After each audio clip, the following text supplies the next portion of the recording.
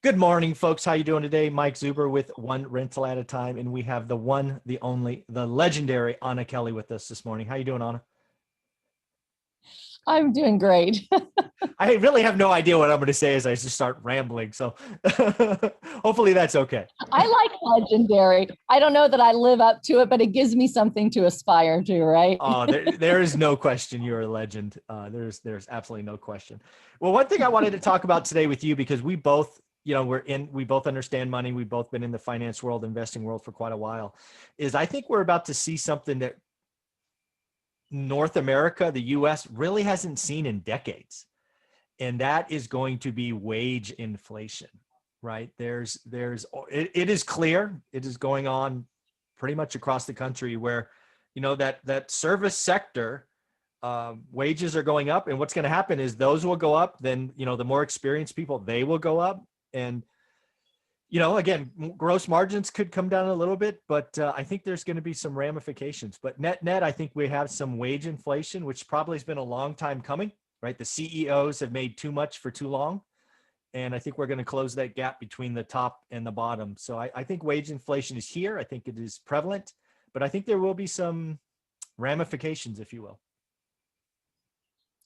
Yeah, definitely. I think there's both wage inflation that's voluntary and wage inflation that's forced, right? Mm-hmm. So we're kind of seeing this continuation of pre-pandemic, post-pandemic, if we're at the end of it or not, we don't know. But during pandemic and post-pandemic, government giving out essentially a living wage, right? Yeah. So they've talked about wanting to raise everybody to a standard minimal living wage, well above what the current minimum wage is right now. And so they're continuing to give out money. So that kind of forces that minimum wage. Mm-hmm. We've also seen it at a lot of different states levels where there's mandated new rules that if your employees are salaried, you've got to bump them up to a minimum salaried amount. That's happening here in Pennsylvania. Mm-hmm. And so a lot of people are moving people back to hourly wages so that they don't have a forced huge increase for full-time employment. Okay. So I'm seeing some legislation like that elsewhere.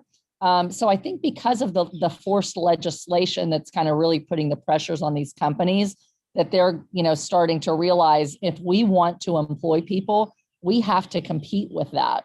And I don't know about what you're seeing in California, but here in Pennsylvania, and some of my colleagues that are in other states as well, that have their own businesses, they can't get people to work for even $20 an hour because they can sit at home on unemployment and make less. Yeah. So that forces them to have to increase wages, but oh, by the way, increase their costs of everything that they sell to us as well.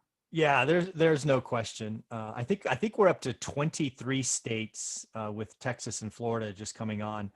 They're going to back out of the $300 goose up, right? I think it was 3 weeks ago. We had a surprisingly bad employment number, meaning job creation, right? I think it was 236. The industry was calling for 1 million. I was idiotically calling for 1.5 million, right? So I was way off. But yeah, there was a pretty strong hint that people are saying no. And Montana was the first state, right? And again, you got to appreciate where Montana's at, right? Montana's at 3.2% unemployment. That's pre-pandemic level for that state, right? So you have to appreciate where they're at and like, hey, we need everybody we can to have a yes answer. So they're gonna turn it off. They were first, and now I guess it's 22 other states have followed suit. So we're gonna see very quickly where this goes. I think there's, without question, there are people that have been saying no. The old rules don't apply, at least currently, right? Where you had to be looking for work and accept a job if you got it. They waived that for most of this pandemic. I believe it's now back in force, but I doubt being pushed. But yeah, I think in order to get that service sector, which I call the fourth lane of our economy, going, they need employees, right? We're hearing from restaurants, and I hear it all the time in California, restaurant, retail establishments, they can't hire anybody. Right. They've raised the wages, and they're giving bonuses. They're giving all kinds of stuff. And yeah, it's real. And again, some of this though, you've got to step back and realize that a lot of the people bearing the brunt of this are single moms, right? And moms in general, where childcare is still the problem, right? Because a lot of the childcare facilities, or at least in California, still shut down or at least greatly reduced. Right.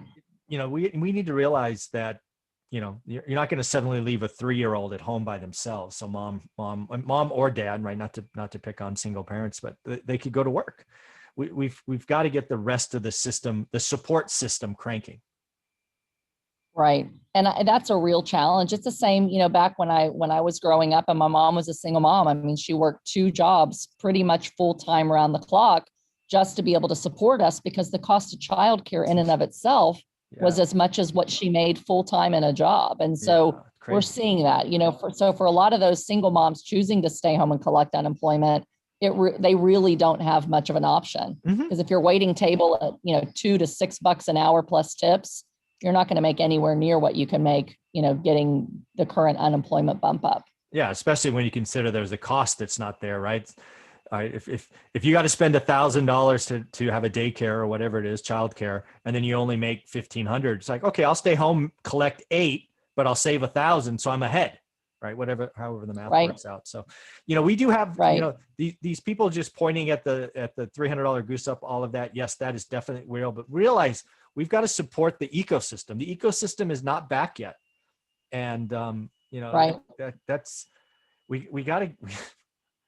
we just got to get back, right? We've got to realize you can't start 4/5 of the economy, right? There are people that are in that 1/5 that you could point at, you could do this, you could do that, but they don't have their support system. And that's just not fair. Right.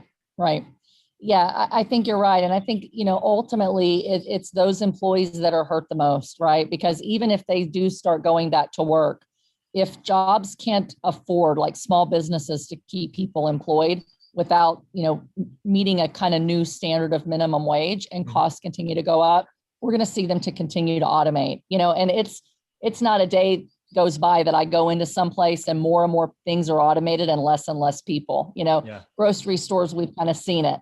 Now you go to Walmart and there's literally 2 out of 14 that have somebody there, and it's all self-checkout. I went into CVS the other day and there's 2 self-checkouts and 1 person that you can't find in the store, right? And so I think you're going to see more and more automation to try to cut down on the number of employees that are employed in any given business, and then raise the wages of those employees that are left. Yeah, and that's really where I wanted this conversation to go. Because again, I think wage inflation is real. I think if you're one of those first line workers, you have more power. Like you could literally quit what you're working today, go across the street, and make an extra $1 an hour, right? It may be an exaggeration, but it's close. So you have the power today. If you want to work, you can get a job, you can get a raise, go do that. But there'll be 2 kind of outcomes that are happening. One is automation. You've talked about grocery stores, retail. It's coming to McDonald's and Starbucks and all these other establishments. So the number of employees needed goes down greatly. The people that are left obviously will make more. But there's also a reality that businesses can absorb some costs in their gross margin, as you know, but they won't tolerate that forever. And eventually, the $99 cheeseburger will become $1.99, or $1.99 becomes $4.99, or whatever it will be. So we can expect inflation at the consumer level as an output of this in a few quarters, I think without question. Yeah, I agree completely. Yeah.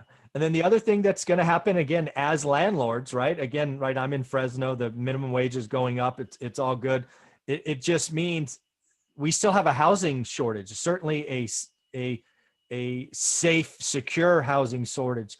So rents, just one of the outcomes of this is rents are going to go up as well, because more people can get yes answers under the current rules. Absolutely. We're already seeing it in almost all of my properties across the board. I just rented, Michael, and I was really floored. I just bought a building. It's 1-bedroom apartments, and they were getting between $1,250 and $1,300, and thought for sure they could get $1,400. And I thought, there is no way a 1-bedroom apartment in central Pennsylvania is going to go for $1,400 when we're renting townhouses and houses for that. I just rented 2 1-bedroom apartments for $1,400 a month in central Pennsylvania. And it's because there is a shortage in housing. So we have so much demand and there is so little on the market. People see it and they're like, yep, I want it, sign me up. And so we're seeing that across the country. Rents in Atlanta, rents in Houston are going up. But even in central Pennsylvania, Yeah. we're getting pretty well. Somebody moves out and I can raise rents $150 without question, without doing anything, Yeah, it's happening in apartments, but where I'm really seeing it is houses. The rental housing stock, right? With all these moratoriums, which we'll get into in the third episode, that is causing some landlords to kind of remove themselves from the equation. They're selling their stuff to owner occupants. But my goodness, I have never seen this wild demand for quality, affordable rental houses. Off the charts. Yeah. Yeah. And part of the reason for that too is because as people are buying them, they're paying higher prices, so their mortgages are higher, and their taxes go up, so their taxes are higher. And so as costs go up to the landlord, they've got to raise rents in order to cover it. Yeah, yeah, this wage inflation is real. I do think that, frankly, all of us will pay for it, right? The stuff we buy at the grocery store, the fast food chain, whatever, the prices will be going up shortly. If you're a landlord or you think about becoming a landlord, I think what I've seen historically, we've already seen prices go up. Case-Shiller was 13.2%. I believe rents are going up, kind of equally fast. There's just a delay in my experience. Yeah, I agree completely. Very cool. Anna, do me a favor. How can people follow you, get a part of your world? Because you do a lot of amazing things. Thank you so much. My Facebook page is Anna REI Mom Kelly. So that's a great way to follow me. And my website is greaterpurposecapital.com for investing in projects that have meaningful impact on our community. I love what you are doing with Greater Purpose. And again, this is going back to our first episode. That may have been an idea floating around when you left, but it really came into focus in the last 6 months. Absolutely. Yep. I'm all in now. Very cool. One more time. What's the website address?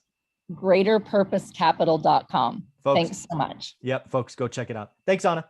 Thank you.